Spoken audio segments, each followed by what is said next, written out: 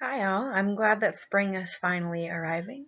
Pardon me, this week we're going to start looking at violence at the macro level, and so larger scale violence. This lecture, or this video lecture, is going to be short because I think there will be more interesting things to cover later on as we talk about more specific acts, and because it's the end of the semester and we're all tired and I don't feel like making anything super long, so here we are.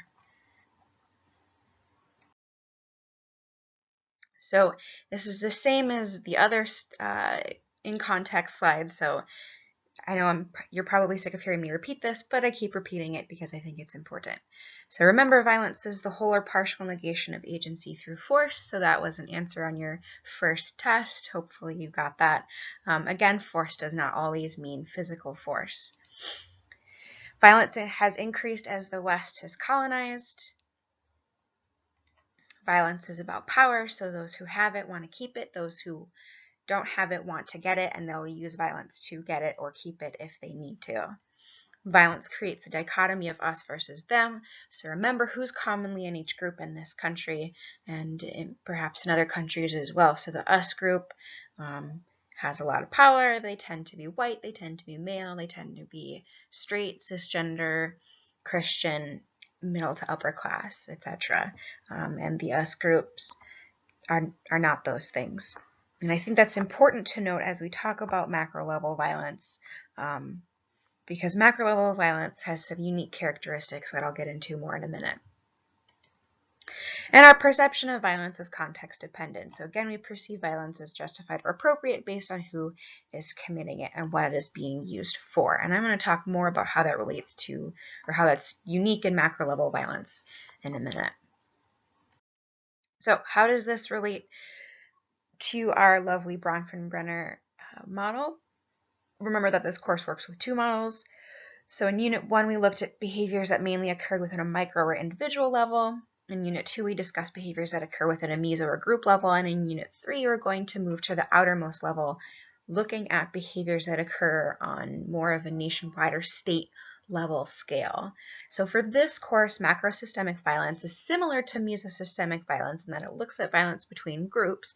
However, the scale of violence, is much larger in the macro system. And so we're not looking at, the Crips and the Bloods, or, Christians versus Muslims on a smaller group level. We're looking at things on a state level, and it's sometimes difficult to differentiate meso and macro level violence, because particularly when we're looking at things like intergroup conflict at the larger end of the meso scale, that could also be considered macro level violence. But I think for me, what differentiates the two is that macro level violence is carried out on a much larger scale than meso level violence. So meso level violence is things like hate crimes, which are, still horrific and still violent, but we don't necessarily see them carried out at a larger scale. Macro level violence is things like genocide. And so, you could still have intergroup conflict between, say, Christians and Muslims, obviously, because that's definitely something that's prevalent.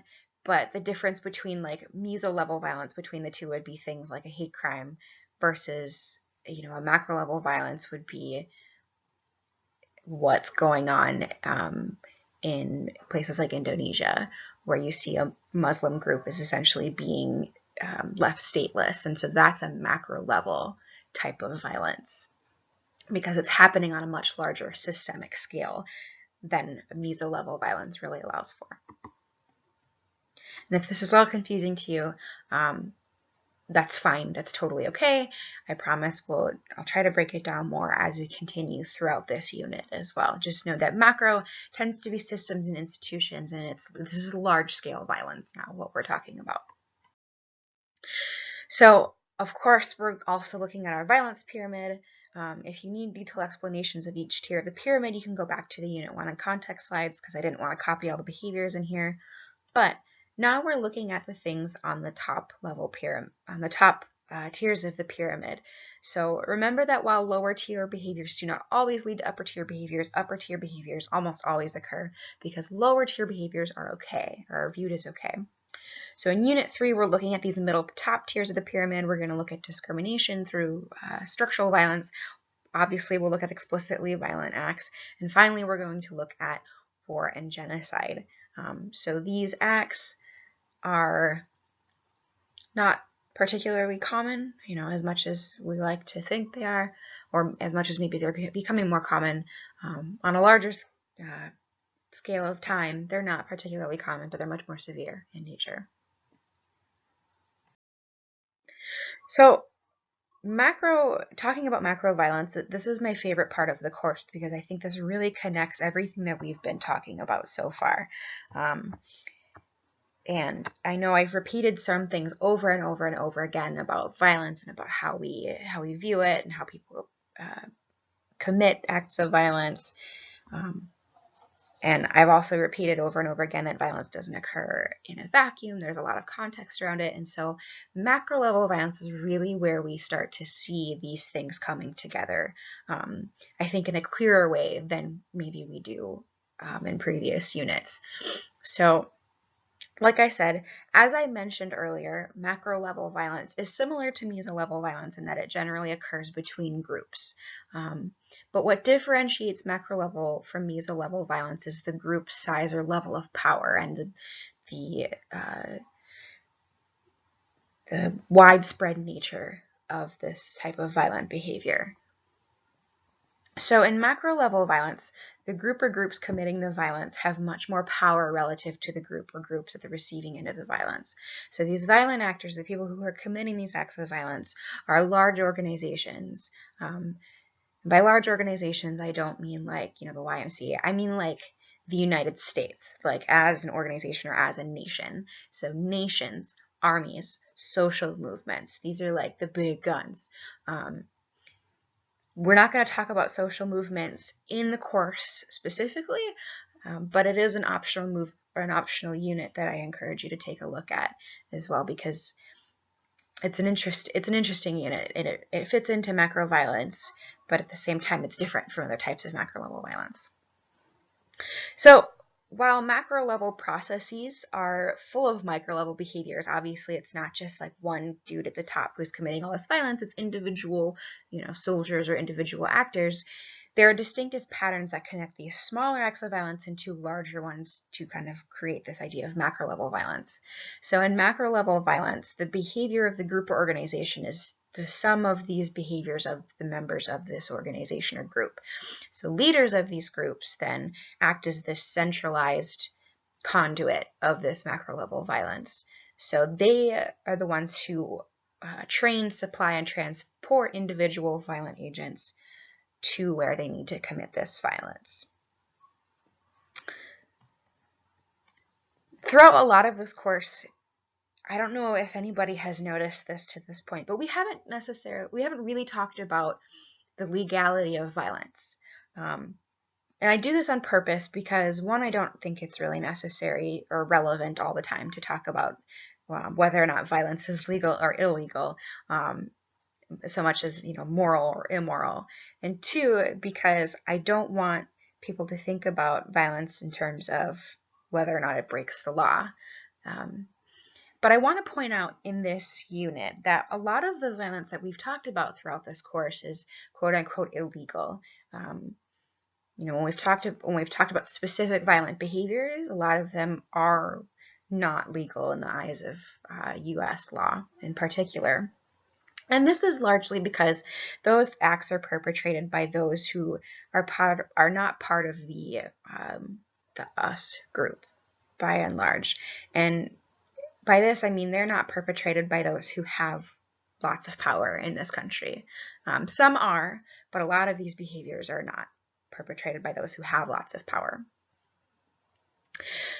So, while there are definitely laws regarding war crimes and human rights laws and all of these things, things like structural violence and war and genocide, well, maybe not genocide, but things like war are not illegal. So a lot of these acts that we're going to be talking about in this macro level unit are not necessarily illegal. They're, legal, or, maybe in a gray area between illegal and legal, which people in power definitely like to exploit. So think about then how this relates to power. Who is responsible for macro level violence? What level of power do they have? And historically, how have we treated people who have power? Do we punish them for their acts as much as we punish those without power, or do we let them get away with a lot more? Another reason people successfully carry out macro level violence is because they react to condemnation, or they react to people calling them out by deflecting attention away from them and towards the recipients of violence, or the out group, or the them group. So when we think about this, think of like gentrification.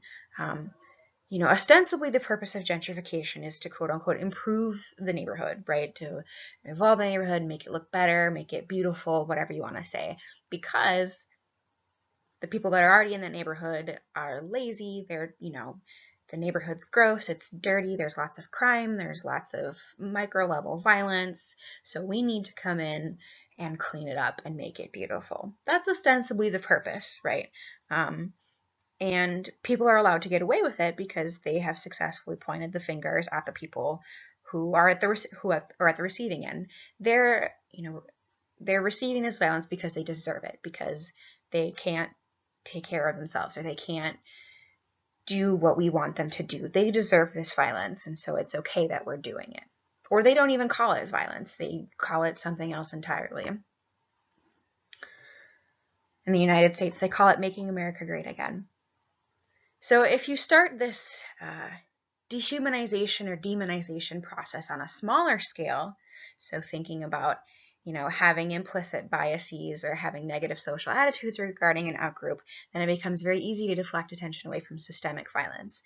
So this is why I really like this unit. So when we think about all we've talked about to this point, we've talked about how we start at the bottom, we have negative social attitudes, we have these biases, we have these little acts of microaggressions, and they remain unchecked, they remain okay according to the norms of our society. Then maybe they escalate into explicit acts of violence, then those are viewed as okay. So then eventually we have these larger macro level acts. We have systemic violence, we have war, we have genocide. And because all of those lower tier behaviors are viewed as okay, because the people that have committed them have justified them by blaming the people who are receiving the violence, then people are continue doing that. They continue deflecting, they continue getting away with violence. The 2 articles I've put in the notes, I encourage you to read them, or read bits of them if you can, because I think they talk about macro level violence in an interesting way, and they do a pretty good job of tying macro and micro levels together. So in this unit, when we return from spring break, we'll look at structural violence and discrimination. The following week, we'll look at war and genocide. So, we're going to end this class on a high note. Thinking back to the violence pyramid, again, violent behaviors that we see at this level, at the macro level, are mid to high tier. So this suggests that these behaviors aren't, they're not common. They're not as common as microaggressions. They're not as common as acts of prejudice, but they're much more severe than their lower tier counterparts. So they do deserve attention. There's a link to an excellent TED Talk at the bottom that I encourage you to watch that kind of talks about how we perceive war. So I encourage you to take a look at that. I also want to give a general heads up that in this course I've tried to stay away from particularly gruesome imagery or descriptions, because I think exploiting that isn't always necessary to get my point across. But for this unit, war and genocide are gruesome. They're horrific. I'm not going to skirt around that issue. So as a general heads up, I'm giving a general content warning for particularly gruesome imagery or discussions, and do what you will with that, and do what you need to make yourself comfortable as we can finish out this unit. So if you have questions, You can email me if you would like. We'll be on strike, so I can't guarantee I'll get back to you right away, but I'll address them whenever we return from strike. Virtual class activity will be released on Thursday at 12:30 p.m. and you'll have until 12:30 to complete it. It'll still be posted.